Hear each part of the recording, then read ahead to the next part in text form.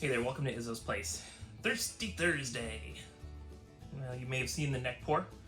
Today we're going to do a longer review of the green spot, now that it's had a little bit of time to open up.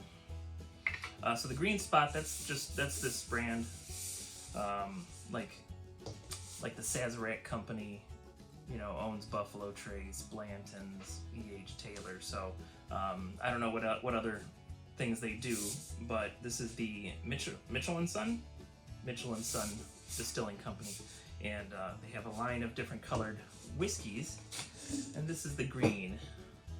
It's single pot still Irish whiskey, triple distilled Irish whiskey. Let's go ahead and read this to you. In 1805, the Mitchell merchant family commenced trading on 10 Grafton Street in the heart of Dublin City as purveyors of confectionery, wines, and fortified wines. In 1887, the entrepreneurial family expanded into the whiskey bonding business, whereby they sent empty wine, sherry, port, and port casks via horse and cart to the local Jameson distillery on Bow Street. There they were filled and returned to the Mitchell Cellar Warehouse on Fitzwilliam Lane. There, beneath the cobbled streets, the whiskey matured for many years before being bottled and sold. To this day, Mitchell sell a range of whiskeys made in their Spot brand name. This rather peculiar name originated from the practice of marking casks of different ages with a dab or spot of colored paint. Blue, red, and yellow spot are among the lesser spotted members of the world-renowned whiskey range, but green spot emerged as their most well-known.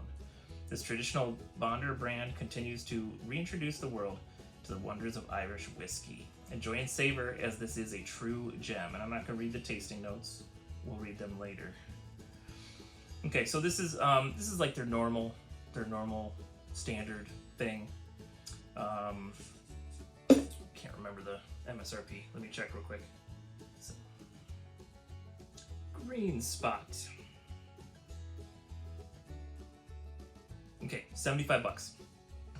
$75 for this, normal 750 milliliter. It is 80 proof. It is 40% by alcohol, or alcohol by volume.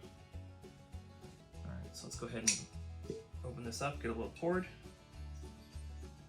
Okay,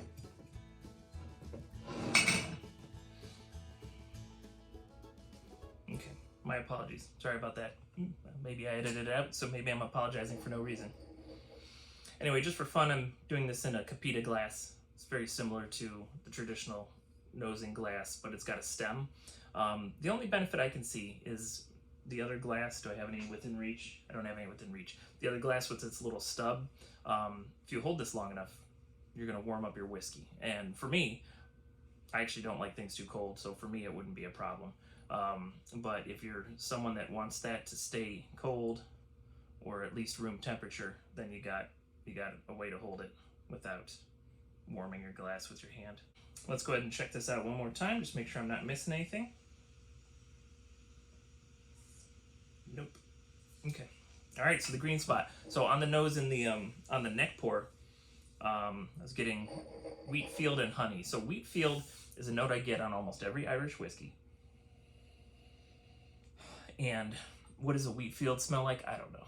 But when I smell whatever this smell is, it makes me think I'm standing in a wheat field. And the heads of wheat are blowing in the wind, and it's got like a field smell, but a nice field smell. And there's some honey in there too. I do remember that from the neck pour. I got both of those things. So what kind of casks was this finished again? Did it say?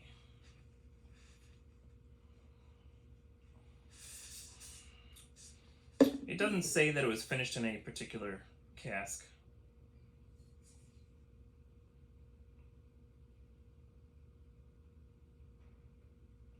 But unlike bourbon, like for something to be bourbon, the whiskey has to be aged in a brand new oak barrel.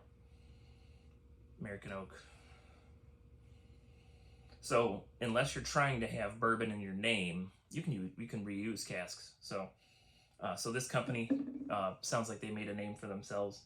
They made wine. They made fortified wine, so that would be like what, a brandy or a port. And so when they got into the whiskey, they would age their whiskey in those barrels that had held other things, and it gets you some of the flavors. This is, of the ones that I bought, I mean, even at $75, this is the cheapest of the spots.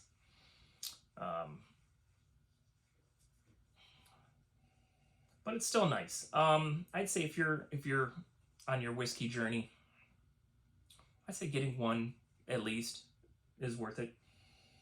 And then you'll know. You'll taste it. You'll see if it's good for your palate.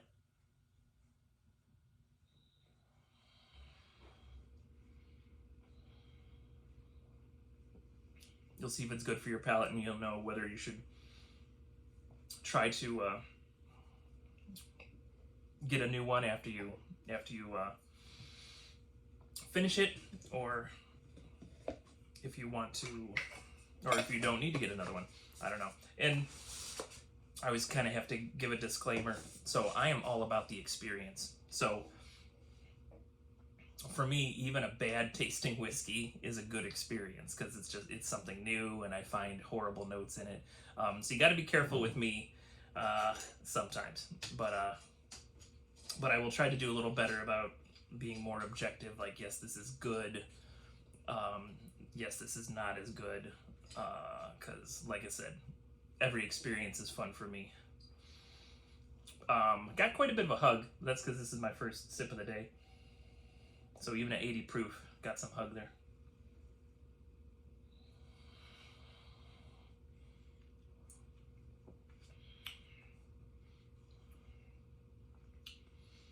I'm gonna have to get a bottle of Jameson because they used to use Jameson distilling. Now I think, and I believe they distill their own now.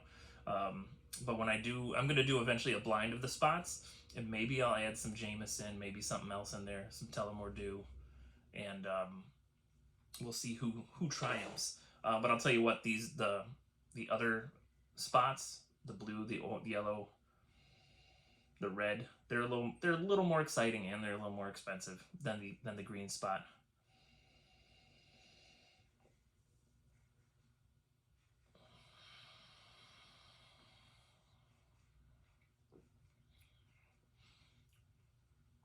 Okay, the hug's gone. I have acclimated to this whiskey.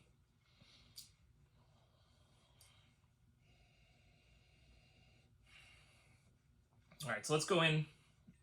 Had a couple of tastes, a couple of nosing. Let's go ahead and do an official one and see what I get. Still got the wheat field. And I got the honey notes. Let's see if there's anything else. So the honey note, so there's like a lighter fruit note in there too. And what my mind has kind of done is it's actually combined it with the honey note, and it's a honey crisp. That's a brand of apple that I do really enjoy.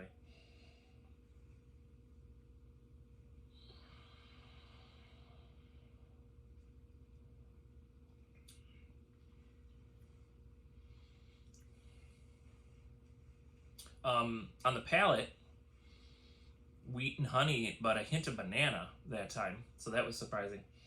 So whatever note was translating into apple on the nose for me is on the palate was converting into banana. Eating honey crisp in a wheat field.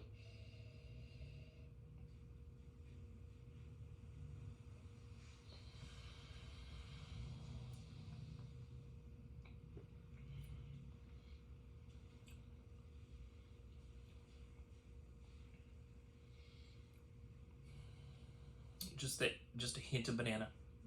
Wheat, honey, hint of banana. Let's go ahead and look at their notes and see if we can put anything into my head.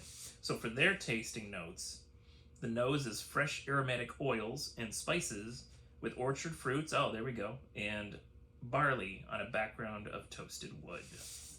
Okay, very interesting. So maybe what is translating to me as a wheat field is actually a barley field. Orchard fruits and barley on a background of toasted wood. All right, so let's come back in on the nose and let's see if we agree with any of that. We've gotten some of those notes already.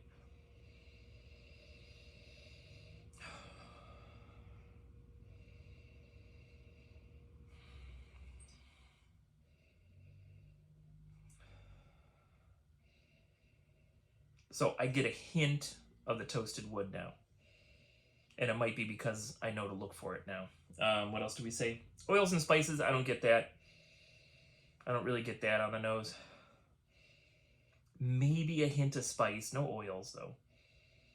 And if it's spice, it's like barely there, like barely a scrape of nutmeg or something. But I didn't pick that out on my own. I had to read the notes to get that.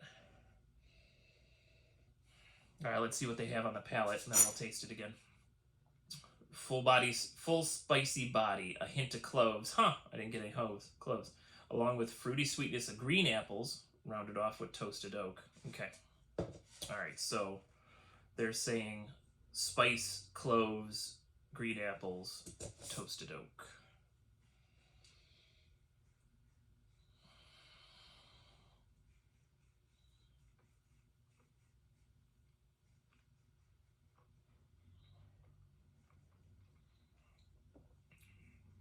For me, it's still just a hint of spice.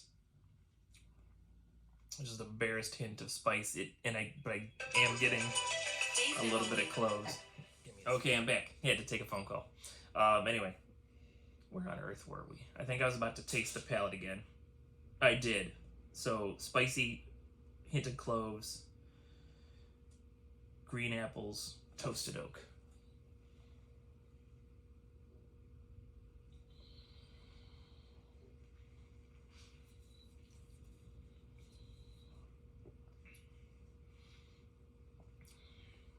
It's not too spicy for me, but I'm getting more of that nutmeg. I'm not really getting cloves this time. It's more of a nutmeg to me.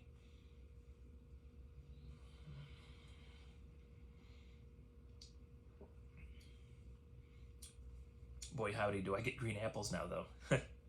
That's always interesting. That's interesting how people, or in this case, the bottle, the cardboard tube, can put things in your head, and then you'll start to notice them too.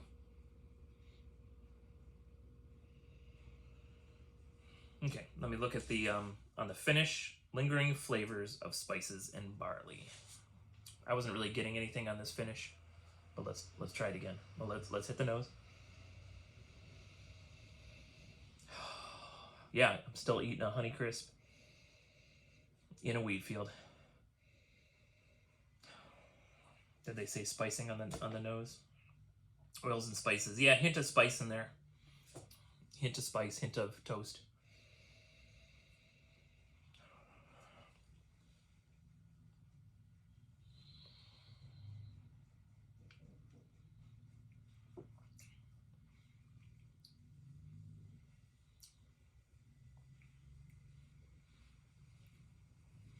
Okay, on the palate, just those hint of baking spices, a little bit of clove, a little bit of hint of nutmeg. It's not a real long finish, but it's not short either. It's in the middle ground, so that's good. One more. Apple crisp and a wheat field.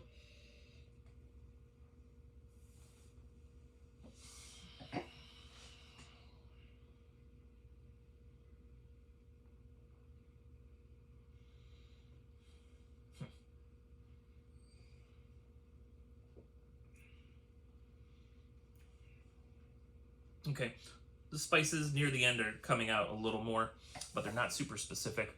I would say like cloves and nutmeg, maybe a hint of cinnamon, but barest hint, and like a baking cinnamon, not like a stick of Big Red. And then the finish is has some spices. It's not spicy, but it's got some spices as it goes down. So the green spot. Will I buy another one? Well, that's a question I can't answer because I did buy a backup just to buy a backup.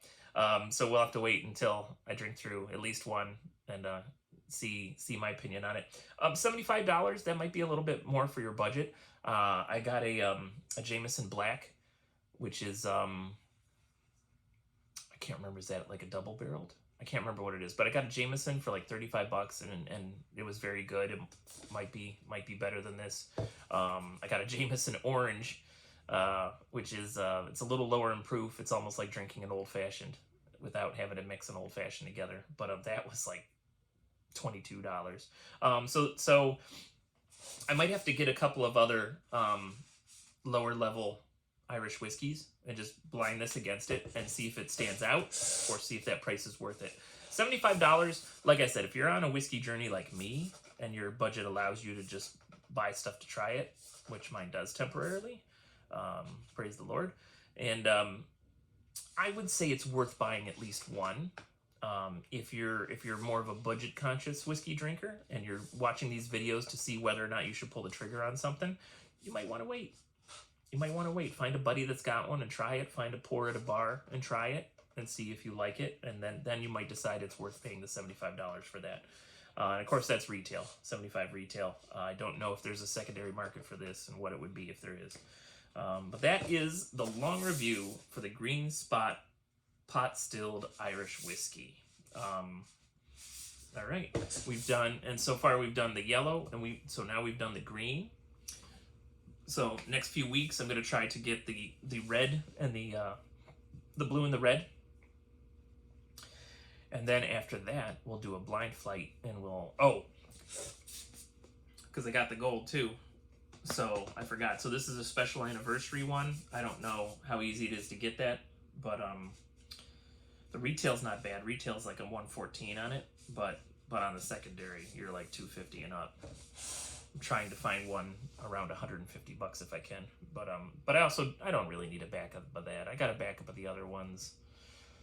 I'm just obsessing on the spots for some reason. But yeah, so once we've done the review on the red, the blue, and the gold, then we will blind all 5. We might put them up against a couple other Irish whiskeys too. That would be 5 bottles. We could do 2 Irish whiskeys. We don't want to go more than 7. 7 could be a little bit crazy. And and then we'll see who wins and goes into my eventual someday March Madness style bracket. That's all I got for you today. So thank you so much for hanging out for a few minutes at Izzo's place. If you are working, please work safely. Thumb's getting better. I'll probably have a scar. Thumb's getting better. If you're working, work safely. If you're drinking whiskey, drink responsibly. But do everything with a little bit of whimsy. You're going to have a good time. I'll see you next time you're hanging out at Izzo's place.